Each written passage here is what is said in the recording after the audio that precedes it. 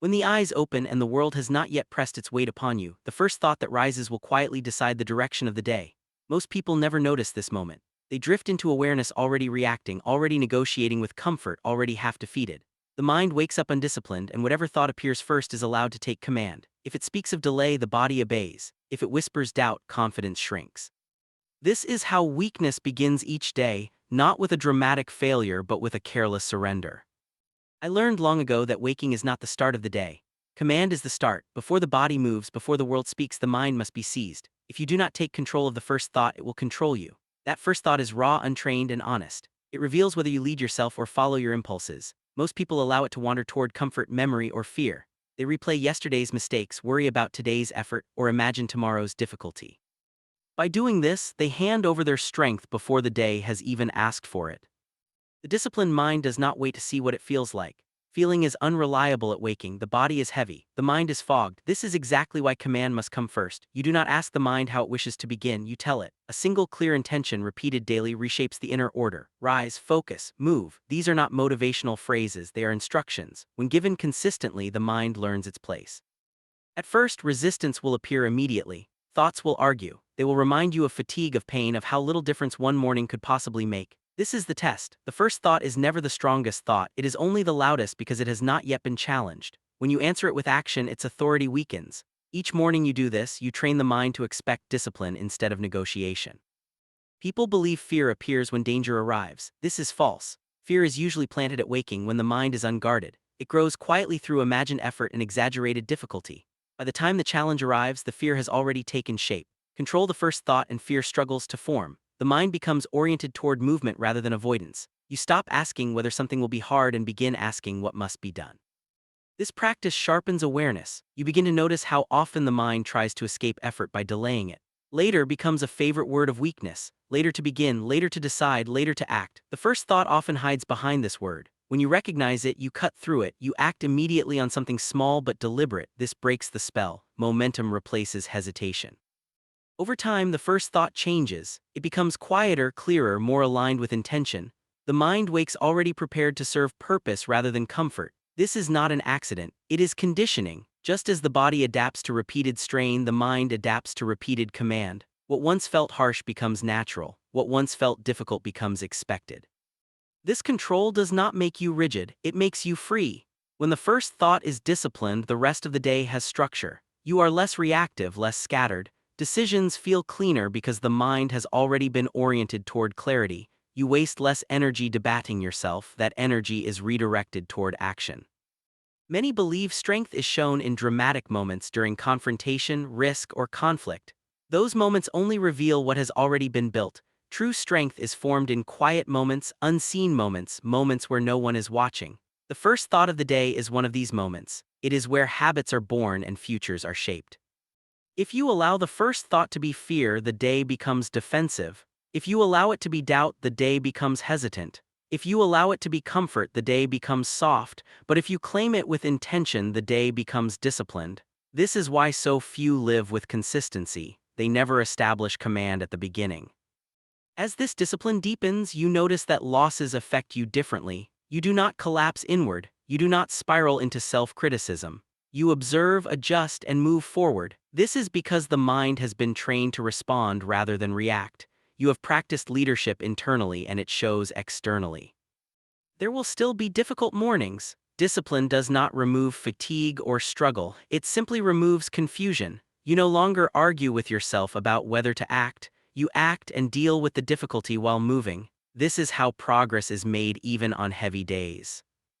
When you control the first thought, you begin to control the pattern of your life. Days become deliberate, effort becomes consistent, fear becomes smaller not because you eliminated it but because you no longer give it the first word. And when the mind wakes and waits for instruction, give it one without hesitation because whoever commands the first thought commands the day. Many believe strength is first built in the body. They chase exhaustion, they admire sweat, they measure progress by pain alone.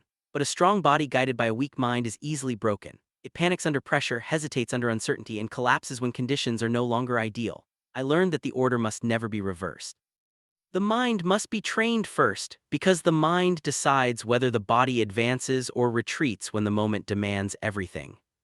The body is honest, it responds directly to effort and rest. The mind is deceptive, it creates reasons, stories, justifications, it pretends to protect you while quietly limiting you. This is why the mind must be disciplined before the body is pushed. Without mental command, physical training becomes inconsistent. You train only when motivated, only when inspired, only when conditions feel right. That is not training, that is indulgence disguised as effort. When the mind is untrained, it seeks comfort even while claiming to seek growth. It says it wants strength but avoids discomfort. It says it wants victory but fears failure. This contradiction weakens every action. You may move your body but your spirit hesitates. You may work hard for a moment, then disappear when resistance increases. This is how people remain average while believing they are trying.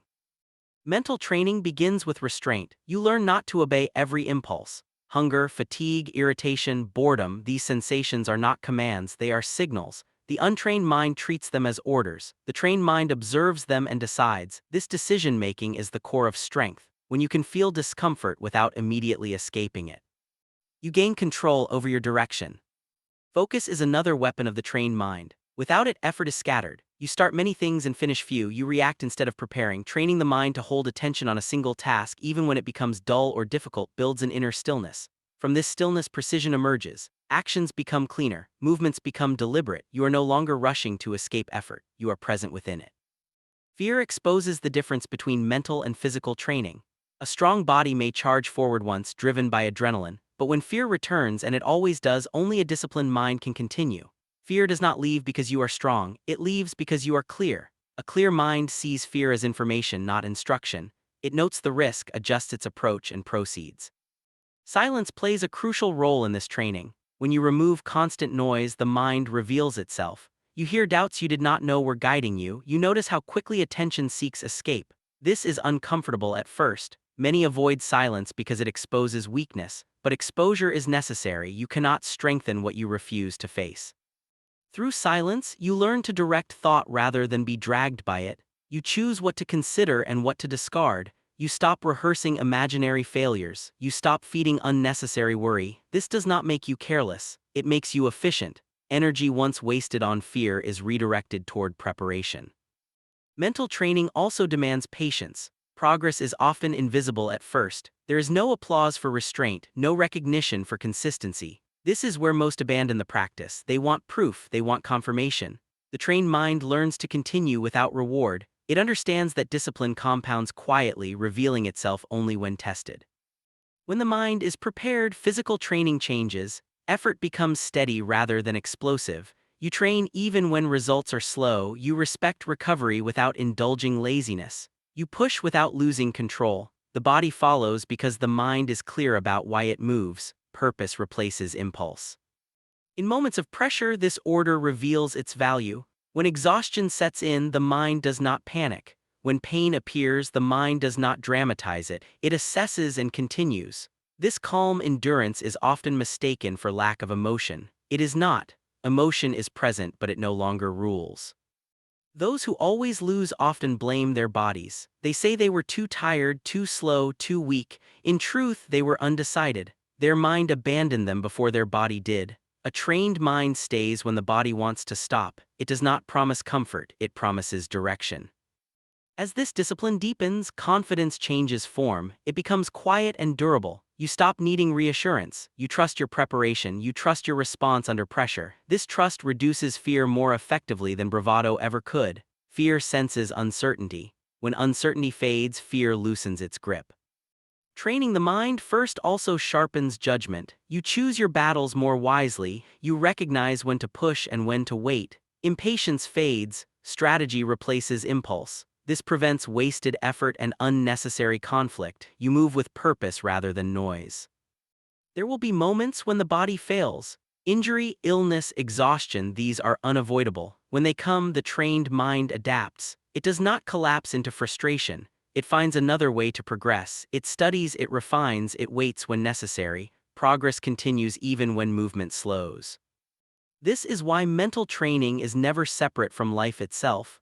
Every interaction, every setback, every delay becomes practice. You train patience when things move slowly. You train restraint when provoked. You train focus when distracted. The battlefield is constant, but so is the opportunity to strengthen command. When the mind leads, the body serves willingly. Effort becomes consistent. Fear becomes manageable, loss becomes instructive, victory becomes sustainable. This order is what separates those who endure from those who merely attempt. Train the mind first, and the body will follow without question. When you accept command over the mind and train it before the body, another truth stands directly in front of you, and there is no way to step around it. Whatever your life looks like now, whatever strength you possess or lack, whatever ground you have gained or lost, it is yours. Not because the world is fair and not because every event was kind, but because every response was yours to choose. Many turn away from this truth because it removes their favorite weapon, complaint. Yet the moment you drop complaint, you pick up something far heavier and far more powerful. Those who always lose speak often. They explain their position, their circumstances, their intentions. They describe what should have happened, what others did wrong, why timing betrayed them. Their words are endless, but their progress is thin. They believe explanation is the same as strength. It is not. Explanation keeps the mind facing backward. Responsibility turns it forward. To accept responsibility without complaint is not to deny hardship. Hardship is real, loss is real, unfairness is real, but complaint adds nothing to your ability to move. It only consumes time and sharpens resentment. When the mind complains, it tells itself a dangerous story. That power lives elsewhere. And wherever you place power, that is where fear grows. Fear thrives when you believe you are at the mercy of events.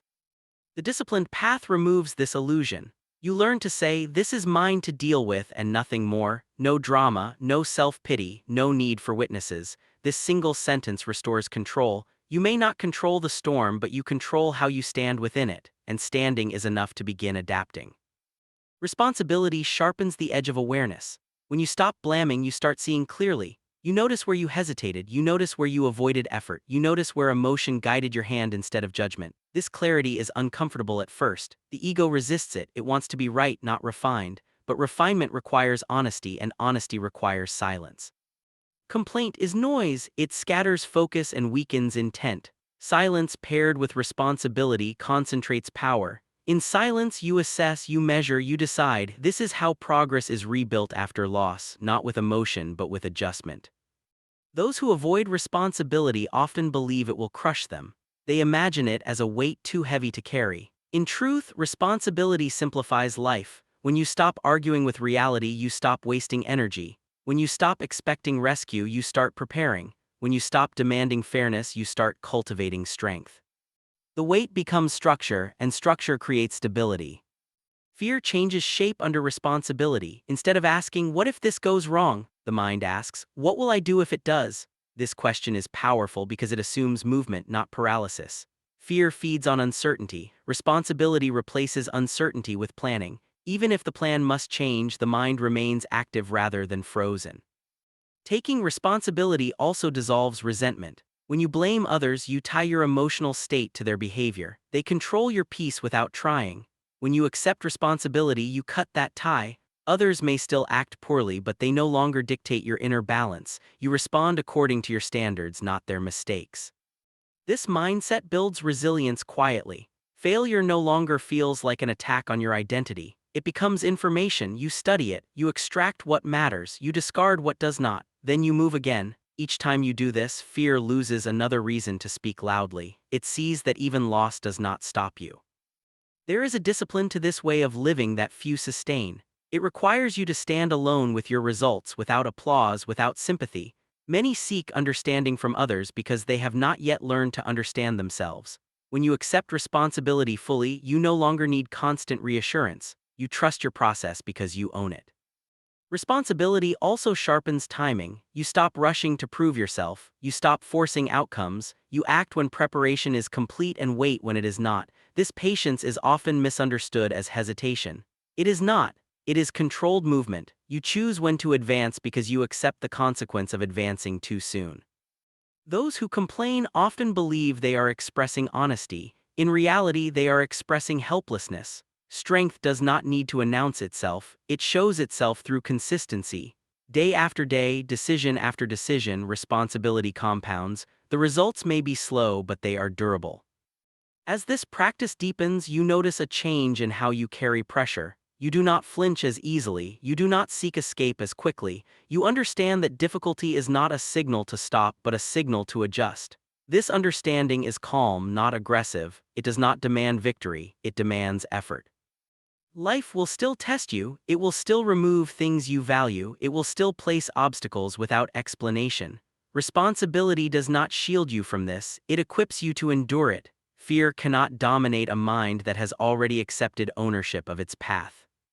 When you stop complaining, words become fewer and actions become clearer.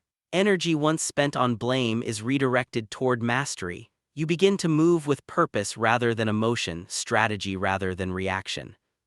Carry what is yours without protest, and you will find that nothing strengthens you more than ownership.